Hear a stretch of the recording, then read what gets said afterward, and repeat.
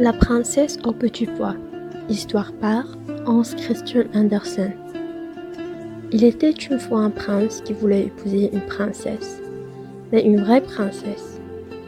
Il fit le tour de la terre pour en trouver, mais il y avait toujours quelque chose qui clochait des princesses. Il ne manquait pas.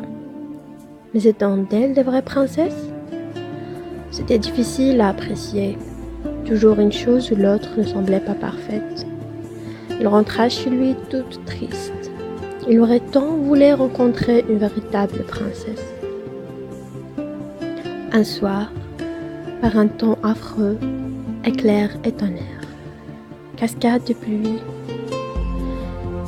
que c'en était effrayant. On frappa à la porte de la vie, et le vieux roi lui-même alla ouvrir. C'était une princesse qui était là dehors. Mais grand Dieu, de quoi avait-elle l'air dans cette pluie par ce temps? L'eau coulait de ses cheveux et ses vêtements. Il entra par la pointe de ses chaussures et ressortait par le talon. Et elle prétendait d'être une véritable princesse. Nous allons bien voir ça, pensait la vieille reine, mais elle ne dit rien. Elle alla dans la chambre à coucher, retira toute la laiterie et mit un petit pois au fond du lit. Elle prit ensuite 20 matelas qu'elle emplia sur le petit pois, et par-dessous il mit encore 20 édredons en plumes d'éther. C'est là-dessous que la princesse devait coucher cette nuit-là. Au matin, on lui demanda comment elle avait dormi. « Affreusement mal, » répondit-elle. « Je n'ai presque pas fermé l'œil de la nuit.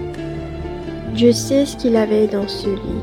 J'étais couchée sur quelque chose de si dur que je n'ai de bleu et de noir sur tout le corps. C'est terrible. » Alors, ils reconnurent que c'était une vraie princesse, puisqu'à travers les 20 matelas et les 20 édredons en plumes d'éther, elle avait senti le petit pois. Une peau aussi sensible ne pouvait être que celle d'une authentique princesse. Le prince la prit donc pour femme. C'est maintenant d'avoir trouvé une vraie princesse. Et le petit pois fut exposé dans le cabinet des trésors d'art, où l'on peut encore le voir si personne ne l'a emporté. Et ceci est une vraie histoire.